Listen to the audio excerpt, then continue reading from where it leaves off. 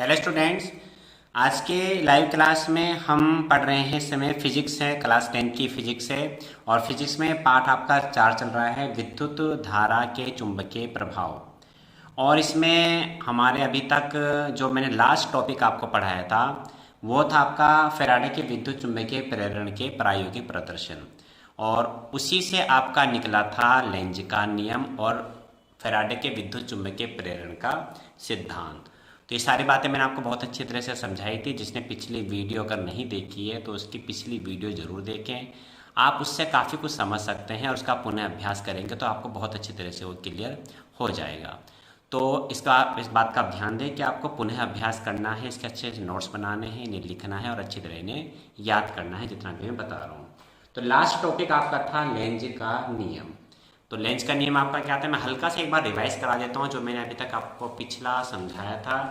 तो अभी तक आपका इसमें था, देखो ये आपका फैराडे के चुंबकीय प्रेरण के आपके प्रायोगिक प्रदर्शन थे, बहुत आसान था और हल्की सी एक मतलब कहते हैं बहुत शॉर्ट में अगर मैं इसको समझाऊं तो कुंडली ली, कुंडली में धारामापी लगाई, कुंडली को स्थिर रखा, चुंबक का एन सिरा कुंडली के पास लाए, एन सिरे को फिर दूर ले गए, कुंडली का एस सिरा इसके पास लाए और एस सिरा फिर दूर ले गए। इन चारों ही स्थिति में धारा प्रेरित होगी कुंडली में, क्योंकि इससे गुजरने वाले चुंबकीय फ्लक्स में परिवर्तन होता है। और प्रत्येक स्थिति में माना जब हम चुंबक का एन सिरा पास ला रहे हैं तो धारा की दिशा क्या होगी, एंटी क्लॉकवाइज यानी वामावर्त होगी।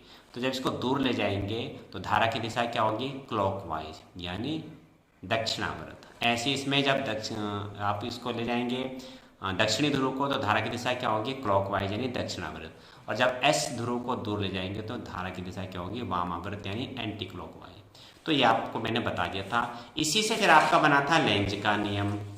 लेंज का नियम क्या था, किसी भी बंद परिपथ में प्रेरित धारा की दिशा सदैव ऐसी होती है जिससे वह उस कारण का विरोध करती है जिससे वह स्वयं उत्पन्न हुई है, यानी जिससे वह स्वयं उत्पन्न हो रही है। तो कारण क्या था, यहाँ पे धारा जो प्रभाव हो रहा था उसका कारण था चुंबक की गति।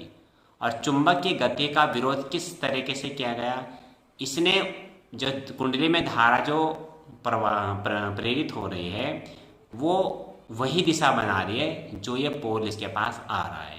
अगर एन पोल पास आ रहा है तो ये एन पोल ही बना रहा था और एन पोल और एन पोल आपस में एक दूसरे को प्रतिकर्षित करते हैं, इसे कहते हैं इसकी गति का विरोध हो रहा है।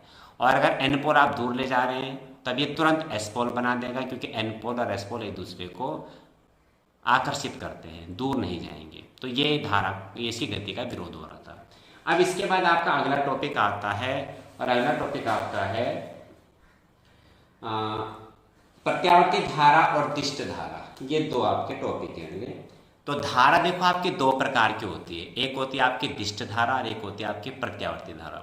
दिष्ट धारा होती है जिसमें आपका जो धारा जो भी विद्युत धारा है उसका परिमाण और दिशा समय के साथ नियत रहते हैं, बदलते नहीं है। और सीधी सीधी भाषा में आप सिंपल लैंग्वेज में अगर आप समझेंगे तो जो आपकी बैटरी की धारा है, यानी जैसे आप गाड़ी, मोटर, ट्रक, बस, स्कूटर, बाइक, मोटरसाइकिल, जिनमें आप ये इतने भी आप इनमें जो बल्ब जलते हैं वो बैटरी से जलते हैं और बैटरी की करंट आपकी होती है डीसी करंट। और आपके घरों में जो लाइट आ रही है वो बैटरी से नहीं आ रही, वो आपके पावर हाउस से आ रही है और वो करंट आपकी जो होगी वो होगी एसी करंट, प्रत्यावर्ती धारा। तो इतना आप एक अंतर समझ सकते हैं। डीसी करंट में आपका पॉजिटिव और नेगेटिव पॉइंट होते हैं। जैसे आपके घरों में जो धारा आ रही है तो उसमें जो पॉइंट है उसमें आपका एक न्यूट्रल है और एक आपका फेज है। आपको मालूम होगा अच्छी तरह से, एक न्यूट्रल होता है और एक फेज होता है। फेज में करंट आता है, न्यूट्रल में करंट नहीं आता है। तो इस तरीके से आपके दोनों में मैंने आपको ये अंतर बताए हैं, न्यूट्रल फेज, उसमें नेगेटिव और पॉजिटिव है आपके, ठीक है। अब इसमें आप देखें तो टॉपिक आपका है दिष्ट धारा तथा प्रत्यावर्ती धारा में अंतर। तो दिष्ट धारा देखते हैं, इसमें पहले लिखते हैं दिष्ट धारा। ये देखिए दिष्ट धारा, डीसी करंट बोलते हैं। मैं फिर बता दूं दिष्ट धारा क्या है, जो आपकी बैटरी वाली करंट होती है, जो टॉर्च की होगी, स्कूटर में, बाइक में, मोटरसाइकिल में, कार में, बस में जितनी भी लाइटें जलती हैं ये बैटरी से जलती हैं। और हमारे घरों में जो धाराएं, हमारे घर में जो बल्ब जल रहे हैं, पंखा, ये सब बैटरी से नहीं जल रहे हैं, ये आपके किससे जल रहे हैं, ये आपके जल रहे हैं, आपके घर में पावर हाउस से लाइट आ रही है, यानी वो अल्टरनेट यानी AC करंट है। ठीक, तो सबसे पहले लिखना है दिष्ट धारा, डायरेक्ट करंट, ये डायरेक्ट करंट हो गया। ठीक, तो दिष्ट धारा वह विद्युत धारा है, दिष्ट धारा वह विद्युत धारा है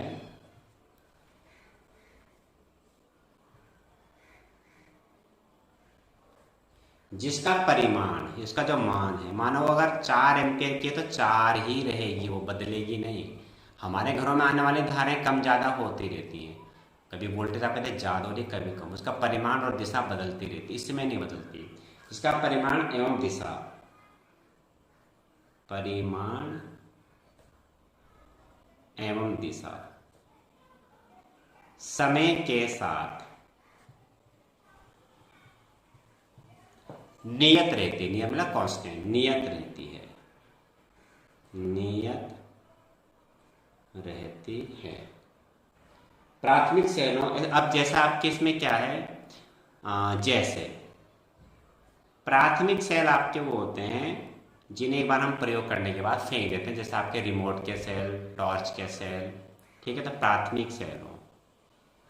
उसके बाद आपके द्वितीयक सेल होते हैं, तो द्वितीयक सेल आपके लैब में होते हैं, जब लेबोरेटरी में आप ये प्रयोग करेंगे तो लैब के जो होते हैं, जैसे कि आपके हो गए सीसा संचायक cell, Daniell cell, Leclanche cell, voltaic cell, बहुत सेल आप पढ़ेंगे बाद में, तो वो आपके सेकेंडरी सेल होते हैं।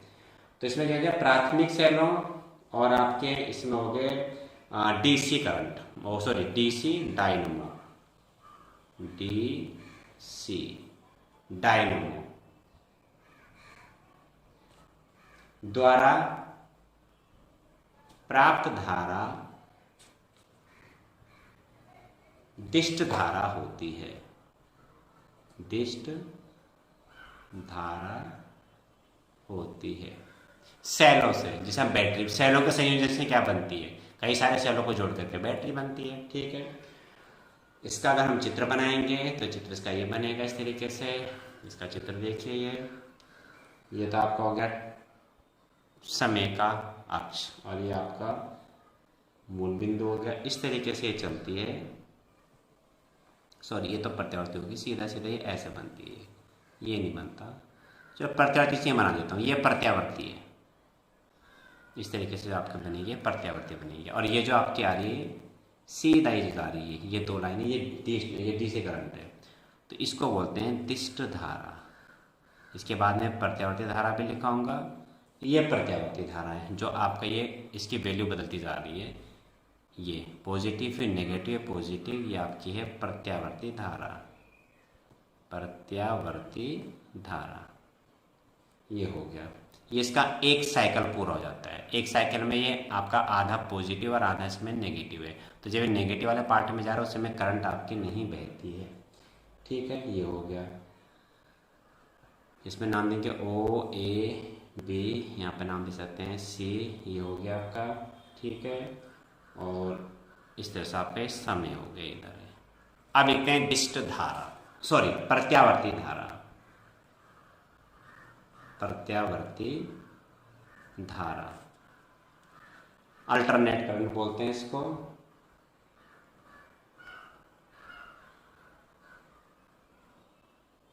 अल्टरनेटिंग करंट,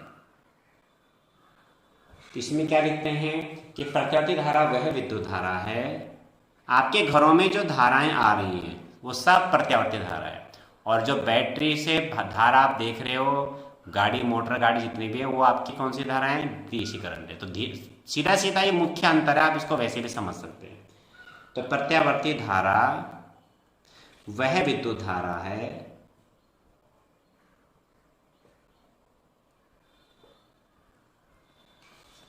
ठीक, जिसका परिमाण एवं दिशा, जिसका परिमाण एवं दिशा क्या होता है, आवर्त रूप में, आवर्त माने ग्राफीय रूप जो होता है, आवर्त रूप में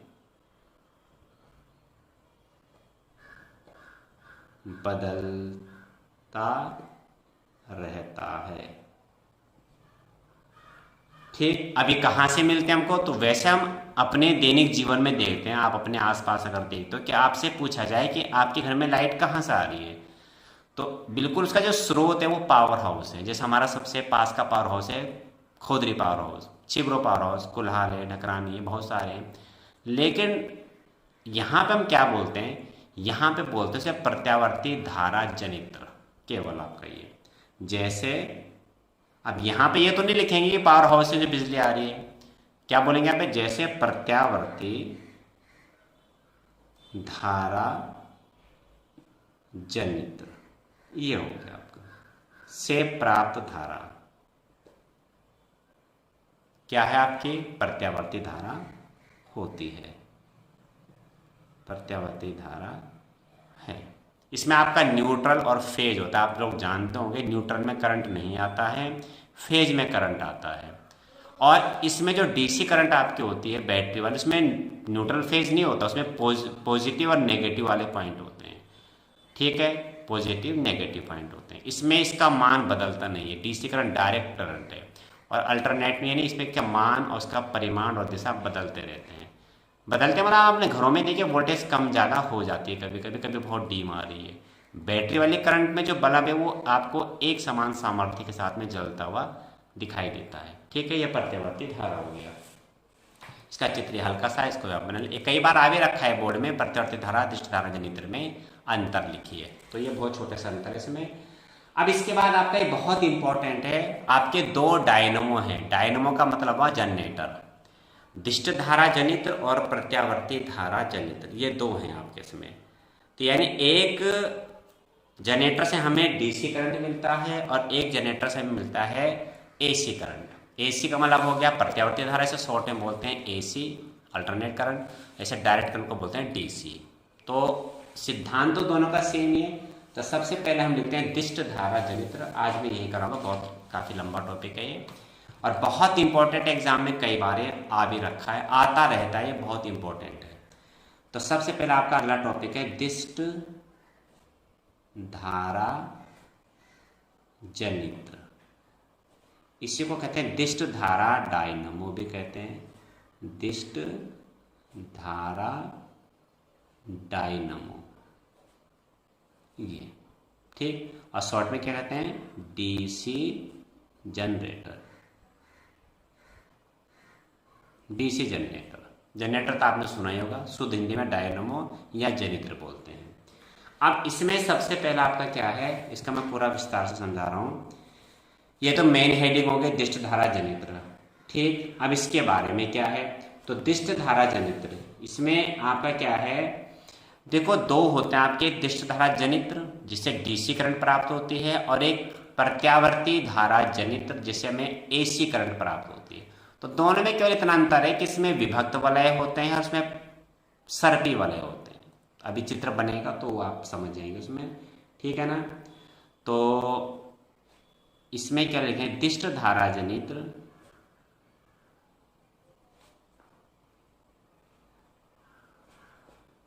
ऐसा यंत्र है, यंत्र कह सकते हैं, जो यांत्रिक ऊर्जा को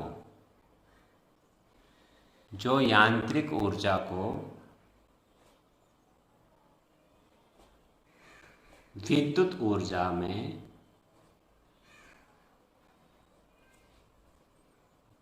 बदलता है। ये आपका हो गया, ठीक।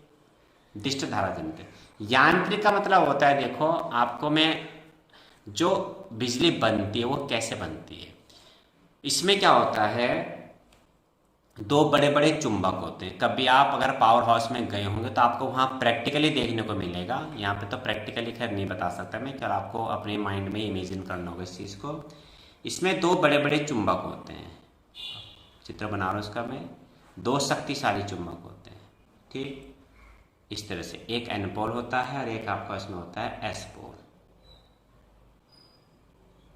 ये एन पोल और एस पोल, इस तरह से इसके दो ध्रुव खंड है ये, और एक ही हो गया आपका।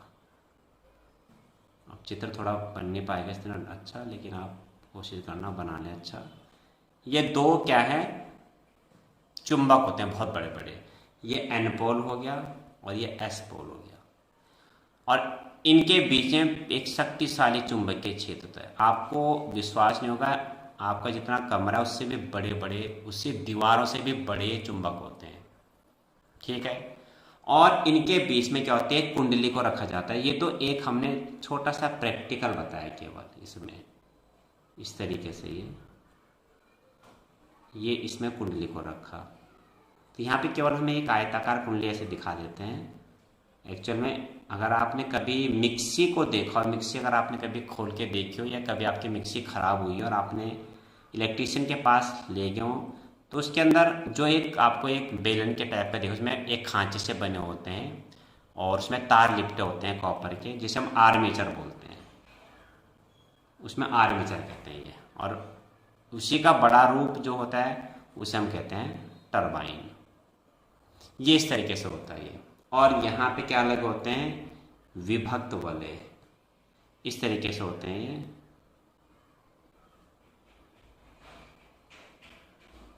इस तरीके से बना दिए मैंने ये। आप बाद में चाहे तो बुक से बना लेना देख करके। ये बहुत अच्छे बनाएंगे तो ज़्यादा अच्छा लगेगा। अब आपकी कला अच्छी है तो अच्छा लगेगा आपको देखने में भी, ठीक। इस तरह से बनेंगे आपके ये। और इन पे लगे होते हैं बुरुश, ये लगे होते हैं जो इनको स्पर्श किए रहते हैं, जो होते हैं बुरुश। मैं तो जल्दी बना रहा हूँ, इतना अच्छा नहीं बन रहा है, लेकिन आप लोग प्रयास करना अच्छा बनाए। और इसका संबंध होता है बाह्य परिपथ से, इस तरीके से ये होगा। और लास्ट में यहाँ पे क्या है, बल्ब जलेगा तो हमें पता लग जाएगा बिजली बन रही है। इस तरीके से कहते हैं बाह्य परिपथ। ये इसमें धारा की दिशा दिखा देते हैं। ये आपका M हो गया, ये N हो गया, विभक्त वाले आपके P हो गए, ठीक। एक चित्र आप बना लेना, यही विद्युत मोटर में बनेगा और यही आपका लगभग थोड़ा सर्पी वाले आ जाएंगे, उसमें बनेगा किसमें, प्रत्यावर्ती धारा AC जनरेटर में भी बनेगा ये तो आपके विभक्त वाले हो गए दोनों, क्या आपके विभक्त वलय। और ये आपके जो दो PRQ है, MN सॉरी, PQ तो विभक्त हो गया, MN आपके बुरुश हो गए, बुरुश। ये आर्मेचर कुंडली होगी, इसका नाम ABCD है, ABCD। ये आपकी आर्मेचर कुंडली, आर्मेचर कुंडली जो आपकी मिक्सी के अंदर होती है उसमें आर्मेचर ही बोला जाता है। और ये साफ्ट है, ये पूरी की पूरी जो मोटर हमारी घूम रही है, ये टरबाइन एक साफ्ट होती है, जैसे टायर के एक अंदर साफ्ट होती है, टायर जिसमें घूमता है उसे साफ्ट बोलते हैं, ठीक। ये हो गया, इसे बोलते हैं साफ्ट, ठीक। कुंडली घूमने की दिशा कह सकते हैं इसे साफ्ट। ये साफ्ट हो गया, कुंडली घूमने की दिशा ये हो गई, ठीक है। चित्र ज़्यादा मुश्किल नहीं है, आपको लग रहा होगा एक दो बार आप बनाएंगे आपको अच्छे इसमें अभ्यास हो जाएगा। इसके बाद इसका आता है, तो मैं क्या कह रहा था, इसमें बहुत बड़े बड़े दो चुंबक होते हैं, उनके बीच में एक टरबाइन होती है, जैसा आप लोहे के खांचे से बने होते हैं, उनमें तार लपेटे होते हैं। आपने कुंडली अगर देखी है तो आप नहीं देखी है तो आप अगर देखना चाहते हैं तो थोड़ा उसका एग्जाम्पल, आपके घर में मिक्सी अगर कभी ख़राब होती है और आप उसे इलेक्ट्रीशियन के पास ले जाते हैं तो उसके अंदर आप देखना लगभग उसका बड़ा रूप है, बेलन जैसा होता है, उसमें तार के खांचे होते हैं। अब मैं आपको इतना दिखा नहीं पाऊंगा, इतनी चीज़ें मेरे पास फिलहाल यहाँ पे उपलब्ध नहीं है, लेकिन आपको मैं इसे समझाने का प्रयास कर रहा हूँ, आप इसको समझना। और कभी टरबाइन तो खैर आप पावर हाउस में जाएंगे, खोदरी में या छिबरों में, तो आपको शायद मिल जाएगा, या कहीं भी आप जाएंगे तो आपको वहाँ बहुत प्रैक्टिकली देखने को मिलेगा। बहुत बड़े बड़े चुंबक होते हैं, उसके बीच में टरबाइन होती है। टरबाइन के नीचे ब्लेड लगे होते हैं, ब्लेड ऐसे बड़े बड़े ब्लेड होते हैं, खांचे बने इस तरह से। और उसमें क्या होता है, पानी जब पड़ता है तो ब्लेड घूमते हैं, पूरी टरबाइन घूमती है। तो टरबाइन क्यों घुमाते हैं हम, ताकि उससे गुजरने वाले चुंबकीय फ्लक्स में क्या हो जाए, परिवर्तन हो जाए।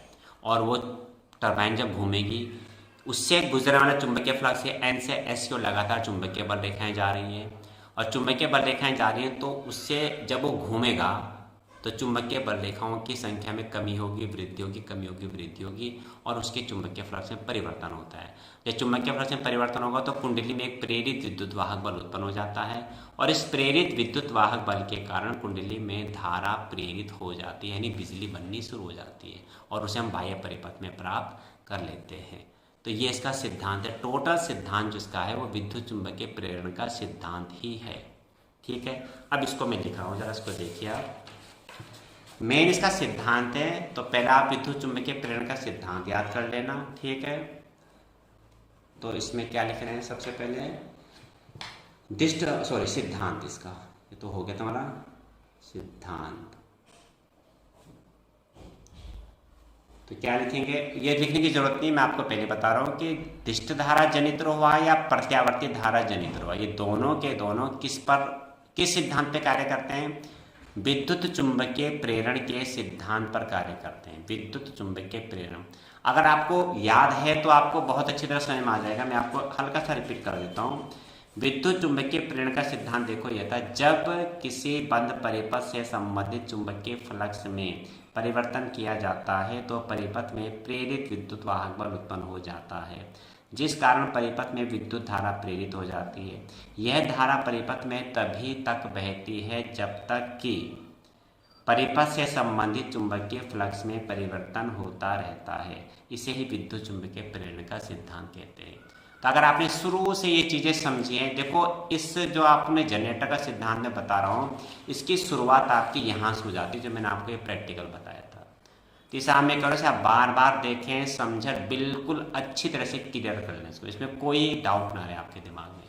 इसी से आपका फिर लेंज का नियम बना है, इसी से चुंबकीय प्रेरण का सिद्धांत बना है, और विद्युत जनरेटर का जो सिद्धांत है वो विद्युत चुंबकीय प्रेरण का सिद्धांत ही है। तो शुरुआत इसकी यहाँ से हो जाती है, आप यहाँ से समझने की कोशिश करेंगे, यहाँ से ये। अरे इससे भी पहले आपको दो चीज़ें समझनी है, क्या, चुंबकीय फ्लक्स, मैंने बताया था चुंबकीय फ्लक्स और चुंबकीय फ्लक्स में परिवर्तन। यहाँ से फ्लक्स क्या है, फिर परिवर्तन क्या है, चुंबकीय फ्लक्स में परिवर्तन होता है तो धारा प्रेरित होती है, और धारा तब चुंबकीय फ्लक्स में परिवर्तन कब हो रहा है, जब कुंडली को गति करा रहे हैं या चुंबक को किसी को गति करा रहे हैं। ये सारा का सारा यहाँ पे। तो यहाँ पे हम क्या कर रहे हैं, चुंबक को तो नहीं घुमा सकते हम, बहुत बड़ी बड़ी चुंबक होती हैं, यहाँ पे हम कुंडली को घुमा रहे हैं।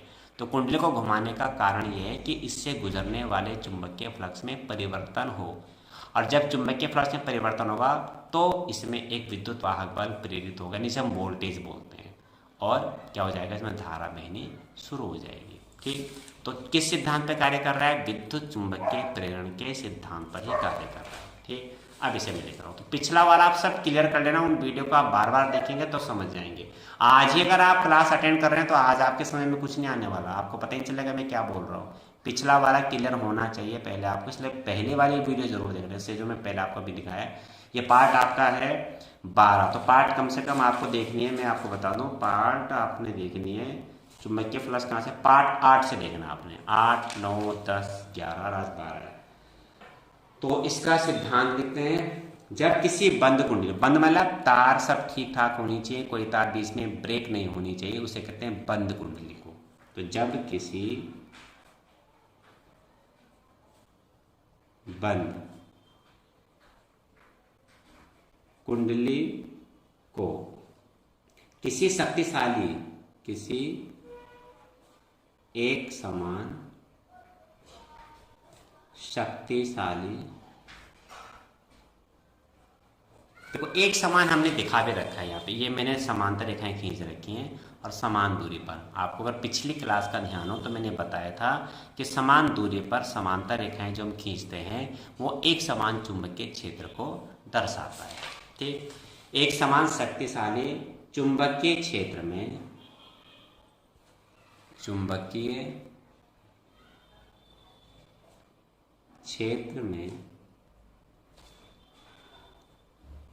रखकर तेजी से घुमाया जाता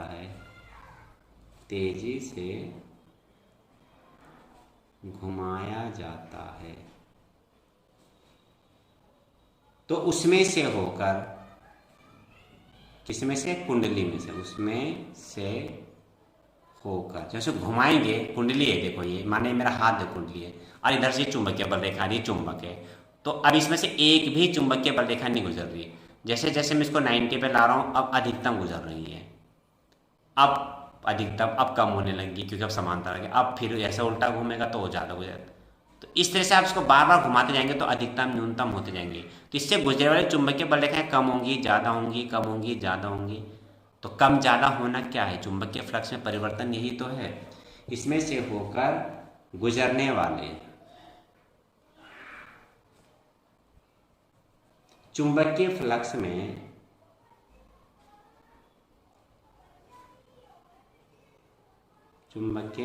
में लगातार परिवर्तन होता रहता है।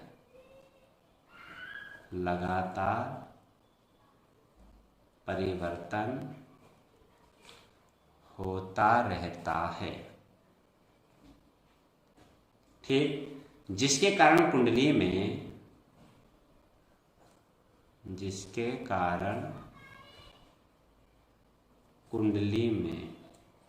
एक क्या होता है? प्रेरित विद्युत वाहक बल। जिसके यहाँ कुंडली में एक विद्युत वाहक बल, वाहक नहीं होता, वाहक बल, जिसे हम वोल्टेज बोलते हैं, प्रेरित हो जाता है, प्रेरित हो जाता है। तथा ठीक, इस प्रेरित विद्युत वाहक बल के कारण, इस प्रेरित विद्युत वाहक बल के कारण कुंडली में धारा प्रेरित हो जाती है। प्रेरित मतलब उत्पन्न हो गई, धारा प्रेरित हो जाती है।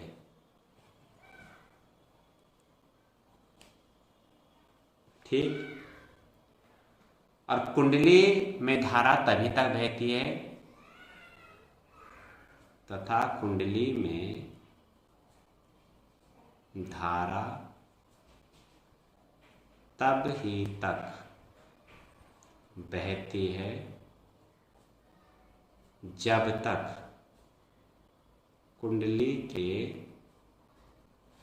चुंबकीय फ्लक्स में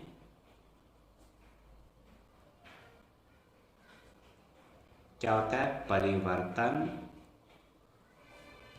होता रहता है। यानी धारा तभी तक बहेगी जब तक चुंबकीय फ्लक्स में परिवर्तन होता रहता है।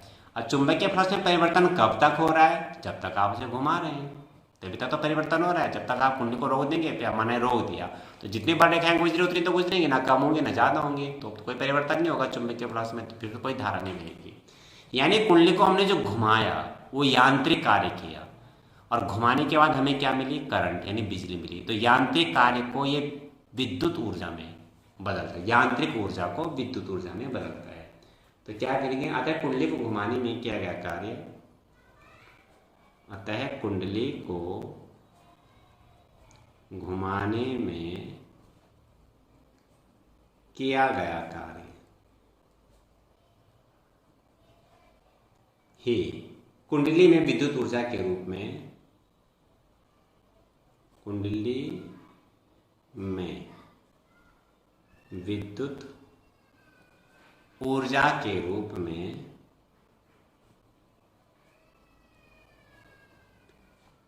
परिणत, यानी परिणत हो जाता है। अर्थात विद्युत जनित्र, अब वो जनित्र में दोनों आ गए आपके, एसी भी और डीसी जनित्र भी। अर्थात विद्युत जनित्र ऐसा यंत्र है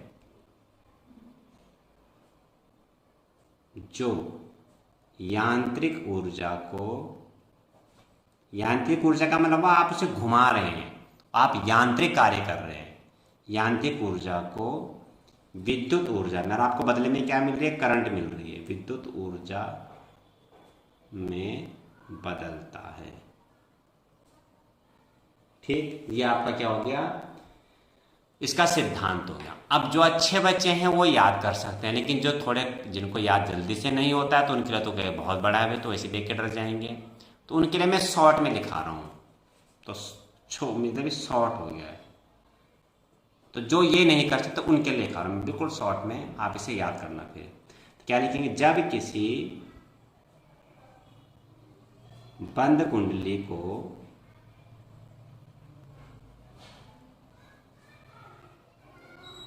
एक समान चुंबकीय क्षेत्र में, हमें काफी शब्द कम करना है उसमें, एक समान चुंबकीय क्षेत्र में तेजी से घुमाया जाता है तो कुंडली से होकर गुजरने वाले चुंबकीय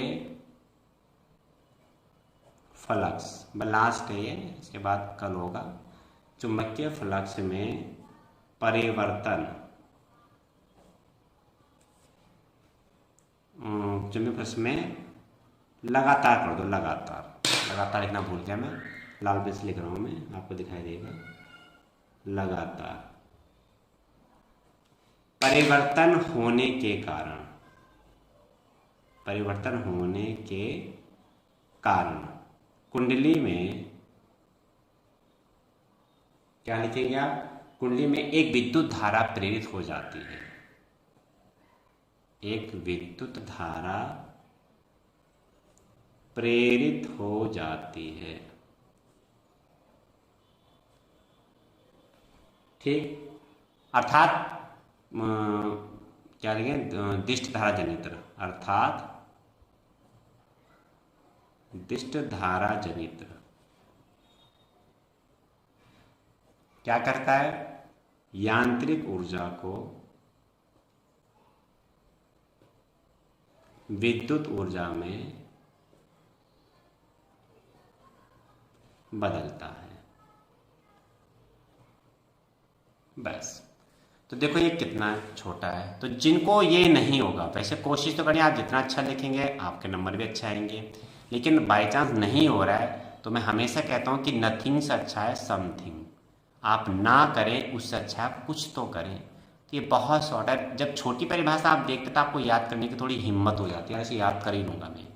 तो जो थोड़े कम याद जिन्हें होता है, जो अपने आप को थोड़ा कमज़ोर बच्चों में गिनती में रखते हैं, वो ये हमारा याद करें। बिल्कुल आपका ये बिल्कुल शब्द काफ़ी कम कर दिए और काफ़ी इसमें मैंने चीज़ें शॉर्ट कर दी। तो ये मैंने आपको लिखा है, बहुत इंपॉर्टेंट है बच्चों, इसको ज़रूर याद कर लेना और अच्छी तरह से याद करना, बिल्कुल लिखना, लिख कर याद करना, और याद करने के बाद कम से कम 5-6 बार अभी लिखना, कल सुबह लिखना, और कल शाम को क्लास शुरू होने से पहले इसको रिवाइज कर लेना, क्योंकि इसके बाद फिर मोटर का सिद्धांत आएगा, दोनों आपके मिक्सअप हो जाएंगे। तो मिक्सअप तब होते हैं जब आपकी तैयारी अच्छी नहीं होती है, ठीक है। तो इसकी तैयारी आप ढंग से कर लेना, इसको पढ़ लेना और कई बार इसको याद करना, समझना। मैं फिर कह रहा हूँ, आप पार्ट 8 से इसकी वीडियो जरूर देखें, जब से मैंने चुंबकीय फ्लक्स पढ़ा है, पार्ट 8 था आपका ये, 8, 9, 10, 11, 12, इनका संबंध आगे पूरा एक चेन बनी हुई है, एक लिंक बना हुआ है पूरा आगे के। जब तक आप डायरेक्ट अगर आप ये समझना चाह रहे हैं तो आपको ये समझना ही पड़ेगा, अन्यथा ये आपको समझ में नहीं आएगा। या आप डायरेक्ट लेंज का नियम याद करना चाहते हो, रट्टा मारने वाली बात हुई, लेकिन इसको समझने के लिए आपको फिर ये चीज़ समझनी पड़ेगी। तो ये मैं आपको कई बार बोल चुका हूँ, इसकी आप तैयारी अच्छी तरह से करें और कल तक इसका रिवीजन आप अच्छी तरह से कर लें। इसके नोट्स आप अच्छे बनाएं, बहुत एग्जाम में आपके नोट्स आपकी बहुत हेल्प करते हैं। अच्छे नोट्स से अधिक समय में कम समय में अधिक तैयारी हो जाती है, ये ध्यान रखना। और अलग अलग बनाएं, मैथ्स के अलग, साइंस के अलग, इन्हें एक साथ बनाएं, ठीक है। कल फिर मिलते हैं लाइव क्लास में, तब तक सभी को शुभकामनाएं, स्वस्थ रहें, घर में रहें, सुरक्षित